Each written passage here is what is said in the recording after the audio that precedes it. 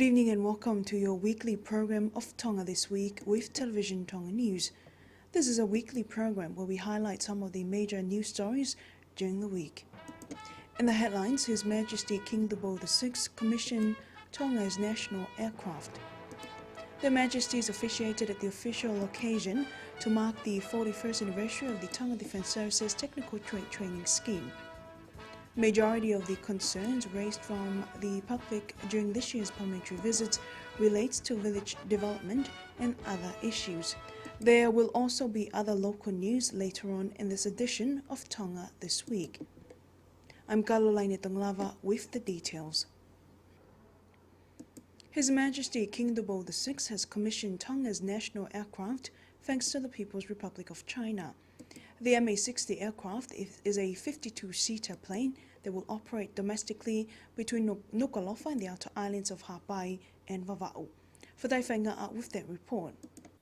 His Majesty King Dubo VI cutting a ribbon to mark the commissioning of the new aircraft. He also went on board the MA-60 on its first demonstration flight around Tonga. Also on board was the Honourable Prime Minister Lord Duverano, Speaker of Parliament Lord Fafanua and many guests.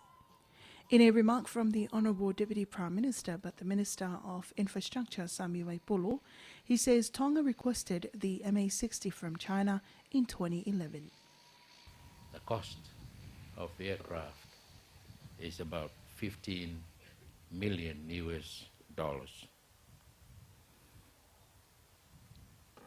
The cost of parts to sustain the service of this aircraft is between 13 and 14 million US dollars. Round up in Tongan dollars, this grant from the People's Republic of China is over 50 million paangas. And it's what we say, a grant, and we have nothing to pay back. This is the first type of MA-60 aircraft in the region. There are talks, negotiations on getting two more Y-12 aircrafts to service the newest and Ewa, and also at the same time to help our Tonga Defence Services on the surveillance of our waters. Chinese Ambassador to Tonga, His Excellency Wang Donghua, says this gift marks Tonga's close ties with China. Today is a historic day in Tonga's civil aviation history because from now on, I would say Tonga can operate its own domestic airline by using its own aircraft. And today is also a very important day for the bilateral relations between our two countries, as the MA-60 aircraft symbolizes a new fruit yielded by the cooperation of mutual benefit between our two countries. The aircraft will start operation in 1 or 2 weeks' time from now until all the insurance paperwork is completed. The government of Tonga is responsible for insuring of the hull, while Real Tonga, the national company that will manage the new aircraft, is responsible for insuring the aircraft liabilities. For Television Tonga News, I'm Fatai Whainga. Their Majesties King Dubo VI and Queen Naspau officiated at the official program to mark the 41st anniversary of the Technical Trade Training Scheme of the Tonga Defence Services.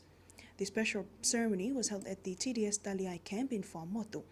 Also present was the Crown Prince, His Royal Highness Duboto Aulkalala, Her Royal Highness Princess Salote Mafle Opilolevu Tuita, and some members of the royal family. His Majesty King Dubo VI unveiling the commemoration stone to mark the 41st anniversary of the Tonga Defence Services Technical Trade Training Scheme. After unveiling the commemoration stone, His Majesty inspected the technical static display at the Daliai camp and continuing on to a grand tour around the Technical Institute. In the welcoming speech from the commander of the Tonga Defence, Brigadier General Tauaikau Ta'atu, he emphasized that the technical training scheme is a vision from the royal family. The Technical Training Institute of the Tonga Defence Services was established so that the young men and women who enter the Defence Force do not focus only on military exercises but also on technical training. This is because the Tonga Defence Services are working hard to contribute to the country's development, also for them to earn a living if they ever retire from the force. However, in a speech from the first technical advisor, Bruce Manson, he said the Tonga Defence Services Technical Training Scheme was established after His late Majesty King Dubo V observed a serious of shortage in tradesmen in the kingdom. He added that the education system was set up to pursue academic qualifications for the soldiers. Out of those, that first intake, it is very pleasing to see some of them here today and to listen to their stories of success over the last 40 years. In 1973, we ran a series of short courses which enabled the participants to go back to their village with mechanical skills. Over the years, the emphasis of the program has changed as the requirements for the Tonga Defence Services and the country has changed. However, the basis of technical training still remains. After the official dedication prayer service, the celebrations continued with the royal luncheon in which their majesties were guests of honor. In welcoming the distinguished guest to the royal luncheon, Lieutenant Colonel Lord Fialakepa highlighted that Tongan soldiers are proud of their roles as staff of the Tonga Defence Services. The soldiers at the TDS force do not care about where they will serve their missions at, because they have served in many places, ranging from Teleki Tonga and stressed towards far north of Tonga. Tongan personnel have also served in the Solomon Islands and all the way to the Middle East. This has made us all proud. Meanwhile, during the luncheon program, His Royal Highness Crown Prince Tupo To'ahukalala presided in cutting of the anniversary cake. A special entertainment was carried out during the luncheon ceremony, including the band display of the Royal New Zealand Navy Band. The closing remark was delivered by Captain Tony Fonokalafi. Former soldiers who've undertaken technical training at the Tonga Defence Services have travelled from abroad to attend the anniversary celebration. They are appreciative of the opportunity they have received from the Tonga Defence Services because the skills they possess now were gained during their time as technical students at the Tonga Defence Services. Also present at the occasion was the Honourable Prime Minister and Minister of Defence Lord Tuivano, some of the nobles and ministers, and many guests. Work is underway to bring ideas and opinions from the people of the two Niues in regards to recommendation whether if the two islands can retain its separate constituency or move to another bigger constituency due to its smaller population. This was revealed to Television Tonga News by Tongatapu Constituency No. 3, Dr. Stephen Halapua. For Daiwhainga reports. Speaking to Radio and Television Tonga News, Tongatapu No. 3 Constituency's representative to Parliament, Dr. Stephen Halapua reveals that the recommendation was put forward in regards of the newest smaller population. However, Dr. Halapua says he is against the idea. Where we live in and its population does not matter. What matters is its tradition. I disagree with the recommendation to combine the two Niues with other constituency because its people are most important assets of both the island. He also confirmed that these islands have their own uniqueness. The foreigners were first introduced to the two islands before arriving Tonga. I therefore believe that Niuafo'o and Niuatoptapu should retain its current constituency. However, work is underway to discuss this matter. Anasiu Falegaono for Television Tonga News. A private member's bill has been submitted to the office of the Speaker of the House, aiming to change the appointment system of the Prime Minister. The newly submitted bill was put forth by the Member Parliament for Tongatapu 5, Isaac Eke. According to information from the Member Parliament, in this new bill, the nobles will elect their own 9 representatives and people will elect their own 17 representatives to the House. The current system for the appointment of the Prime Minister is clear that the elections of nobles and people's representative totals at 26 altogether. They will then come together and elect the Prime Minister. After that, the Prime Minister will then elect his members for Cabinet.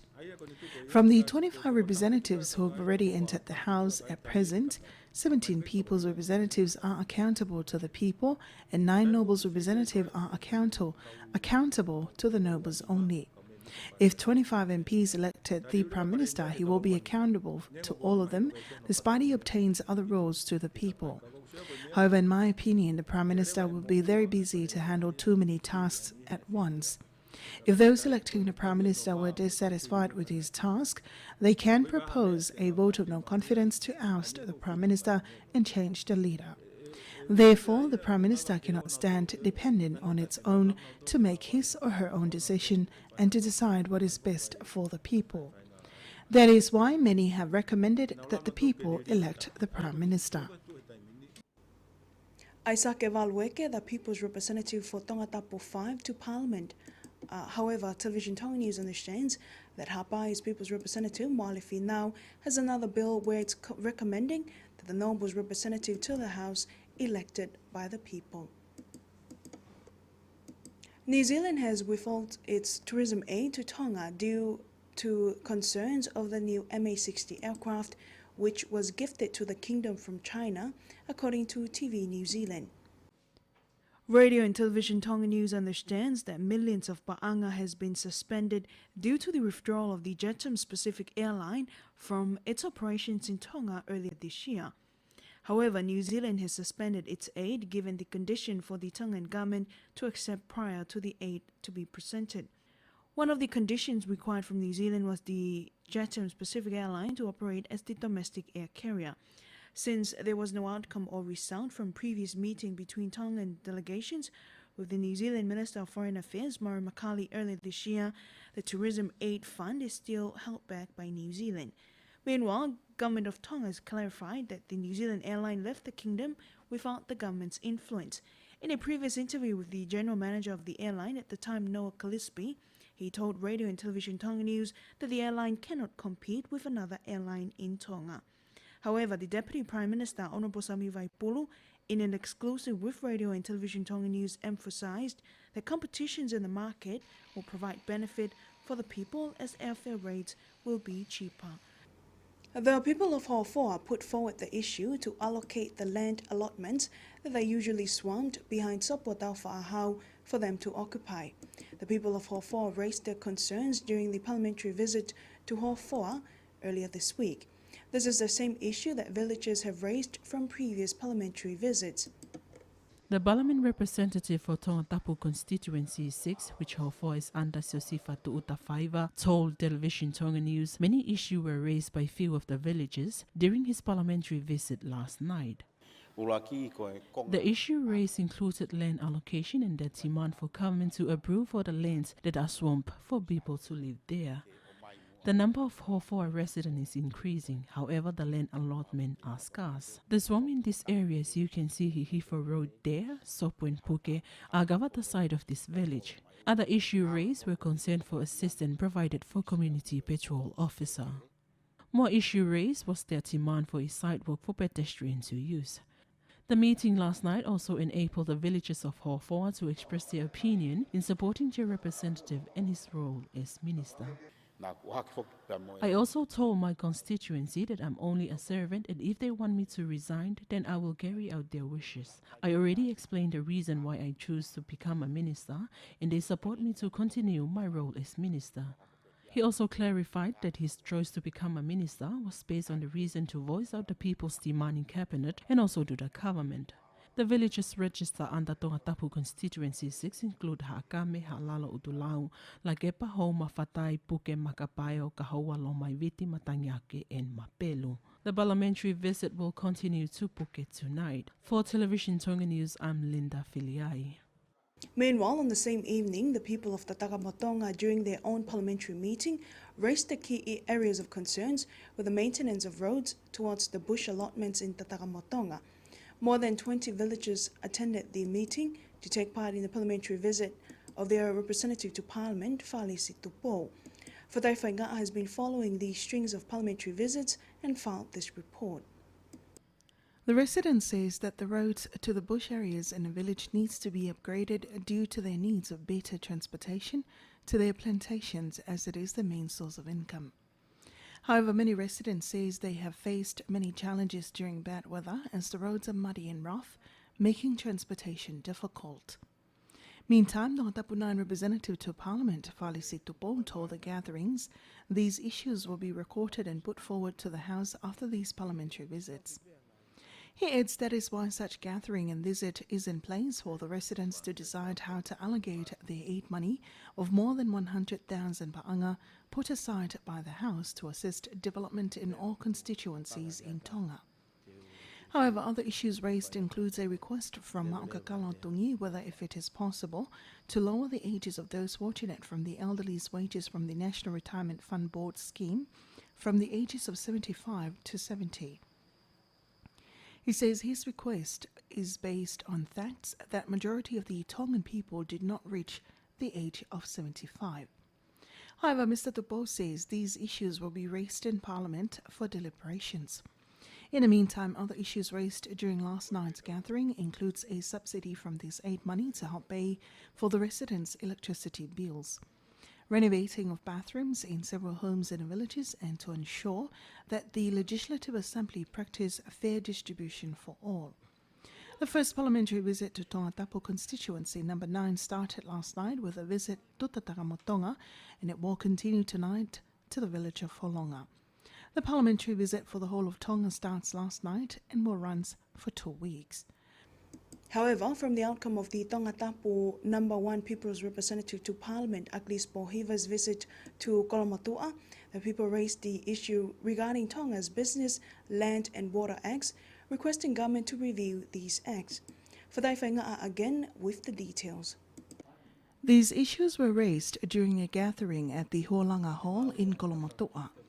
In regards of the request to review Tonga's Business Act, concern was based on the need to enforce health inspection of all businesses in Tonga and to restrict settlement of families inside the retail shops, which is practiced by many Asian businesses. This is due to concern over the health of consumers. On the same issue, a businessman says that Tonga should amend its Business Act to coincide with Samoa's Business Act, which requires all business owners applying for a license in Samoa to reside in a country for more than 20 years before offering their license. In the meantime, Kolomatua Town Officer Siotuyano says the Health Ministry and other related stakeholders should work together to enforce a healthy environment for the businesses. Other issues were raised in regards of managing the neglected allotments in the town areas, where another resident says that it should be given to relatives of the owner for them to keep and to stay on that particular land for the time being, as they are the taxpayers. However, other issues raised includes foreign markets for the local products, where one resident says that the government should approach smaller markets and that local farmers can meet their demands instead of looking for larger markets that demanded more than what the local farmers can export. However, Tonga Tapu number 1 representative says that all the issue of concerns have been recorded and will be submitted to the House, and the rest will be discussed by Kolomatua Town Council. In the meantime, he highlights that the implementation of these works is very much depending on the government's revenue. Meanwhile, people of Nuku have raised concerns over high tax requesting to be reduced. This was during Tonga Tapu Constituency 5 Representative to Parliament, Isaac Eke's parliamentary visit to his constituency this week. More than 20 residents attended last night's parliamentary visit and raised concerns on tax hike. They were also concerned over the large amount of money allocated to upgrade their water supply with no satisfactory outcomes.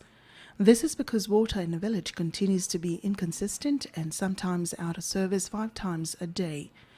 During the program, Mr. Ike spoke more of the assistance from government towards each constituencies, aiming at developing projects in each village. I support the idea of the Prime Minister to be elected by the people. This is because I believe that to be accountable and transparent, the people need to take part in electing their leaders. I suggested English subject must be taught starting on Class 1 rather than in Class 4. The Ministry of Education should review this issue as it will benefit the children. The government should allow women to make loan in a low interest rate. This is because the commercial banks and other microfinance organizations have implied higher interest rates on its loan. Meanwhile, Town Officer of Matafonua requested whether if they can build a foreshore to combat soil erosion in the Western District. He told the gathering that impacts on climate change causes erosion to 2 acres of land in the area. Issues such as road maintenance and transportation were amongst the priority issues raised by the people of Ngeleia during the parliamentary visit from their representative to the House, Dr. Stephen Halapua. Ngeleia is under Tonga Tapu constituency number 3. Let's take a look. Also amongst the issues raised in the meeting was the increase in tax rates on imported goods. The people of Ngeleia were also concerned over the scheme for the retirement fund for elderly people, in which they demanded to lower down the legal age for the elderly people to receive this payment. They also raised in the meeting a request to support sustainable road maintenance and also to lower down the electricity tariff rates, as it has become a burden for the people. In regards to the issue about road maintenance, the people of Ngeleia referred to the Dubolahi Road, where the government primary schools are located. The people of Ngeleia are concerned over this, as they believe it is a risky road for pedestrians. One resident also raised in the meeting the Parliament's shortfall on its budget to broadcast the House deliberations so that they are aware of all the discussions in the House. Meanwhile, the Member Parliament for Tonga Tapu 3 says these concerns will be raised in the House when they resume the deliberations. However, another resident says it is vital for the People's Representative to emphasize these issues in Parliament as they are crucial. People of Ngeleia were also concerned over the actions of other Member Parliaments that have appeared in court. The people of Navdoka need renovation works towards its safe roads to ensure their safety if a tsunami hits Tonga. This was raised during the People's Representative of Constituency number 10 to Parliament, Semisita Pueluelu, who visited Navdoka last night. Fadaifenga again with the details. Residents believe that the location of their village is a threat to their lives, especially when a natural disaster strikes Tonga. In the meantime, the parliamentarian says he will ensure that work will be carried out to address their needs sooner rather than later. Other priority issues raised last night includes the renovation of 4 shores in the area to reduce soil erosion. One resident also voiced out the need to review the Fishing Act that banned fishing of sea mullet because fishing is a source of income for many families in the area. They've also raised their concern over the need to set up street lights in rural areas to reduce theft and for a safer environment for the people. However, the MP says all concerns will be submitted to the House when the deliberations resumes later this month. Navdoka's population is totaled at 325, but only 10 attended last night's gathering, including both men and women. The people of Patangata have proposed the idea for the village to have their own town officer and also to finalize the registrations of the villagers who are eligible to vote in the next election. That was amongst the matters raised by the people of Patangata during the parliamentary meeting this week with their representative to Parliament, Isleli Pulu. Let's take a look. Attending last night's meeting were more than 20 villagers from the total of more than 140 people registered in this town of Patangata. Also present at the meeting were some residents of Nukunukumotu, where 32 villages are registered there. My proposal is for you to look into the idea that if the village has its own town officer, it will not be the same with the chairperson of the town committee. For us here who live around the coastal sides, we enjoy living here because we survive from the ocean and also the land allotments in the rural areas. The people of Batangata also demanded to connect the electricity supply to reach to the village. Radio and Television Tonga News understands the village of Batangata is yet to be divided or registered its land allotments. Meanwhile, Tonga Power Limited has told Radio Tonga News they need to reaffirm the owner of that particular property because the safety for the connection of the electricity supply will be paid by the landowners. However, in the response from the Member Parliament, Mr. Pulu, he said they have requested for this issue regarding the electricity supply for the village. I have requested for the ministry that the electric poles are expensive. Therefore, the village has to look into options of exchanging these. Although the Prime Minister has said to await the decision from the Tonga Power, however, we are waiting for this matter to be sorted out. Meanwhile, the residents of Nukunukumotu, or known as Sia, also raised in last night's meeting the issue regarding the division of the land allotments. We're just concerned with the need to rush this because it's been 3 months since we've waited. Meanwhile, Radio and Television Tonga News has tried contacting the Ministry of Land Survey, Climate Change and Natural Resources for information regarding the lands in Batangata. However, the CEO, Aspeli Palaki, was unavailable for any comments. The Honourable Minister of Police, Prisons and Fire Services, Yosefatu Tafaiva, has officially marked the beginning of a training course for fire officers. 3 fire officers are participating in this training, whom have higher qualifications. Linda Afiliai with that story. These are firemen that have begun the first cadet fire officer training in the Fire Services Department. The Fire Commissioner Lofia Heimuli is facilitating this course and assisted by Senior Fire Officer in the Fire Department. In a remark from the Minister of Police, Prison and Fire Services, he praised the high standard of performance delivered by fire officers in collecting their information. At present, the government and the people have their trust on all the fire officers to carry out their duties accordingly. I understand that everyone knows how difficult the roads that you have had because of the possibility that you may not survive. He added he had witnessed how hard the fire officers have served, especially in time of 16/11 riots in 2006. He also appreciated the past development plan drafted by the former Superintendent of Tonga Fire Services. Today we witness the improvement of the services provided by Fire Department. The work that I have carried out is just a follow-up from the initial plan implemented by the former Superintendent of Fire Services while he was still on duty. The Tonga Fire Services was established in 1978 with only 12 fire officers. At present, there are more than 100 fire officers currently serving in this department. For Television Tonga News, I'm Linda Filiai. And that wraps up another edition of Tonga This Week with Television Tonga News. For more on these stories, you can call us directly on 23556 or 28812. Or you can check out our website at www.tonga-broadcasting.net or our Facebook page on Radio Television Tonga. Thanks for watching. I'm Kalolaini Taglava. Have a pleasant evening.